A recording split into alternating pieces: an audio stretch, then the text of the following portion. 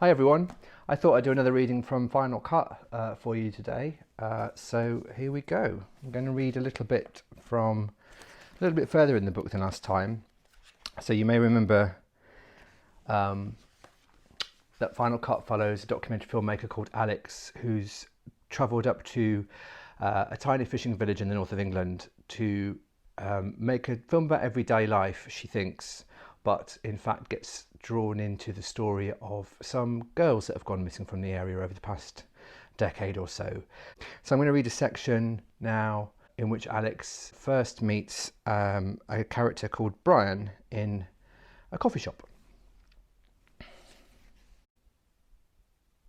"Nice day," he says, and I look back up. He's grinning, but his eyes are strange. One is darker than the other and has a curious, beady pulse. He lowers his magazine. "Are you visiting?" I tell him I am. "Seems pretty quiet." He laughs. "It's always bloody quiet nowadays." "Really?" "Yep. You staying here?" I glance out of the window to where a group of girls is walking past, cackling as they go. I'm not sure why I'm pretending nonchalance. It just seems the right thing to do. "I am, yeah, down in the village." He pauses. "Anything to do with that film?" Before I can answer, a shadow passes and I look once more out at the street. A lone guy is walking past, and for a second I think he's following the giggling girls I saw a moment ago, but then I tell myself I'm being paranoid, just projecting my own experience when I was first down in London. Only I saw the camera like. I put it on the table in front of me next to the bowl of sugar. I smile. "You caught me out." "I'm a real Sherlock Holmes, me," he says, grinning. "I think I'm sorting out your car." "Is that right? You're a friend of Gavin's?" "Yep." He reaches across and holds out his hand for me to shake. "Brian. It'll be done in a few days. Damaged suspension." He gestures towards the chair opposite mine. "Mind if I join you?" "Not at all. I'm Alex." He comes over and settles himself.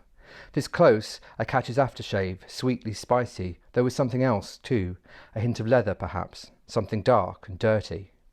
He puts his magazine on the table, Sea Angler, and I remember where I've seen him. One of the news stories I'd skimmed had covered the campaign, ultimately doomed, to save the lifeboat service, and he'd been in one of the photos wearing a yellow jacket, handing out leaflets. "How's it going?" "Sorry?" He laughs. "The film." "Oh, okay," I say, "early days." "So what are folk filming?" "All kinds of things." I think back to the clips from yesterday, the girl faking a suicide, teenagers eating a takeaway on one of the benches by the pub. They're all online, take a look. "Maybe I will. It's good, you know. It'll be nice to see the place on the map at last." He glances towards the woman at the counter, though she seems determinedly engrossed in wiping the surface while she waits for her customer's food to cook. He lowers his voice. "It's tough, you know, being this quiet. Your programme might be a nice little boost for folk." He sits back. "That's what we're all hoping for anyway." "Well, I'll see what I can do," I say. I hesitate. Dan's words echo.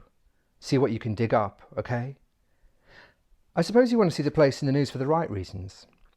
His eyes narrow just slightly. "What's that?" I pick up a sugar cube from the bowl. "I'm just saying, that girl who died, Daisy, was it?" "That's right." "Must have been a bad time, small village like this. You were around back then?" "Aye, but I don't live in the village. My place is over near Mulby." "You didn't know her then?" "Not well. A little. It's a small place." He sips his drink. I wonder how far I can go. "They said it was suicide." "Well, if that's what they said, I guess it was." "But why?" "Who knows? She was a teenager. Boyfriend trouble?" "That hardly explains why someone would kill themselves." He smiles ruefully and I find myself wondering if he has children. There's something about him that makes me think not, though I can't pinpoint what. There's a sadness about him, an emptiness despite the charm. He looks like, if he's freighted with anything, it's the weight of lost opportunities and wrong choices. "That's what a few people were saying back then," he says, carefully. "But truth is, I don't think her family life helped.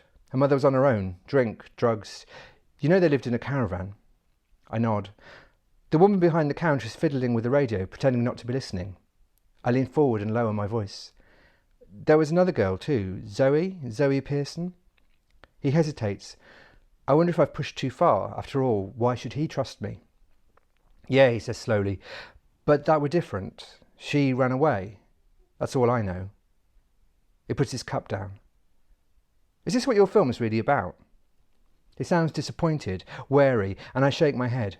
No, it's just I'm interested, I suppose. Two girls from the same village. Not the same, though, he insists.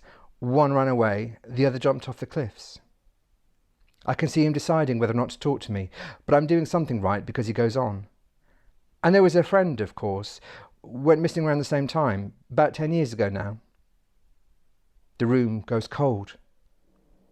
Some folk reckon there was something going on there, some falling out or something, but who knows? A silence falls. The sugar cube I've been fiddling with bursts, and I sweep the table with my hand and then look out at the darkening sky.